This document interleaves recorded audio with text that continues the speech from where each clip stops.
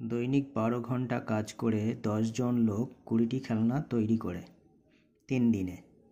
দৈনিক 4 ঘন্টা কাজ করে 24 জন লোক 32টি খেলনা কত দিনে তৈরি করবে? এটা আমরা সলভ করব। তাহলে আমরা একটা কাজ করি, ঘন্টা মানে আওয়ার্স, 10 জন লোক, এখানে লেবার লিখি, 20টি খেলনা মানে আমরা টয় লিখছি খেলনার জায়গায়, কত দিনে করে ডে। তাহলে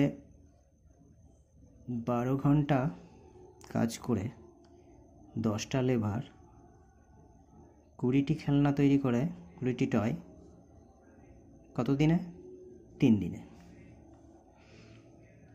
এবার দৈনিক 4 ঘন্টা কাজ করে 24 জন লোক 32টি টয় তৈরি করবে মানে খেলনা তৈরি করবে, কত দিনে আমাদের বের করতে হবে। তাহলে এখানে আমরা প্রথমে এইটা নিয়ে ভাববো, এটার সঙ্গে এটার সম্পর্ক কি, মাঝখানে দুটো ভুলে যাও। তাহলে এখানে 12 ঘন্টা যদি কাজ করে তাহলে 3 দিন লাগবে একটা কাজ করতে, মনে করো 3 দিন লাগবে 12 ঘন্টা কাজ করলে। সেখানে যদি 4 ঘন্টা করে কাজ করা হয় তাহলে এই দিনটা বেশি লাগবে না কম লাগবে? 12 ঘন্টা কাজ করলে 3 দিন লাগে, সেখানে 4 ঘন্টা করে কাজ করছে, তাহলে এখানে দিনটা অবশ্যই বেশি লাগবে, অবশ্যই বেশি লাগবে। তাহলে বেশি যদি লাগে তাহলে আমরা বেশিটা উপরে দেব, কমটা নিচে দেব। 12 আর 4-এর মধ্যে 12টা উপরে দেব, বেশিটা উপরে দেব। যেহেতু এখানে বেশি লাগছে, বেশি দিন লাগছে, তাই আমরা 12টা মানে বেশি সংখ্যাটা উপরে দেব, কম সংখ্যাটা নিচে দেব, ইনটু। এবার লেবার,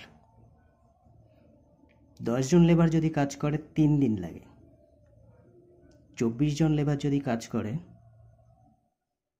তাহলে দিনটা বেশি লাগবে না কম লাগবে? 10 জন লেবার 3 দিন লাগে, 24 জন লেবার যদি কাজ করে, এখানে দিনটা তাহলে কি হবে? কম হবে। 24 জন মানে 10 থেকে অনেক বেশি, 24 জন কাজ করলে এখানে দিনটা কম আসবে। তাহলে কম আসছে মানে ছোটোটা আমরা উপরে দেবো, 10টা উপরে দেবো, 24 আমরা নিচে দেব, ইনটু। এবার টয়, 20টা টয় তৈরি করতে কদিন লাগে? 3 দিন। তাহলে এখানে 32টা টয় তৈরি করতে দিনটা বেশি লাগবে না কম লাগবে? 20টা টয় তৈরি করতে যদি 3 দিন লাগে, 32টা টয় মানে অনেকটা বেশি খেলনা তৈরি করতে আমাদের দিনটাও বেশি লাগবে। তাহলে আমরা বেশি লাগছে যখন, এখানে বেশি লাগছে মানে বেশিটা আমরা উপরে দেবো, 32 উপরে দেবো, 20টা নিচে দেবো, ইন্টু 3। এবার আমরা ক্যালকুলেশন করব। 12 দুগুণ 24, 4 × 32,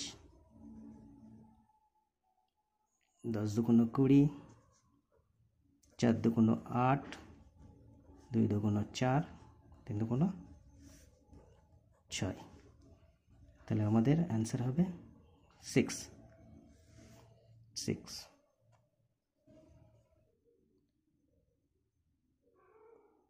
দৈনিক 18 ঘন্টা কাজ করে 20 জন লোক 40টি খেলনা তৈরি করে 24 দিনে। 16 ঘন্টা কাজ করে 36 জন লোক 48টি খেলনা কত দিনে তৈরি করবে?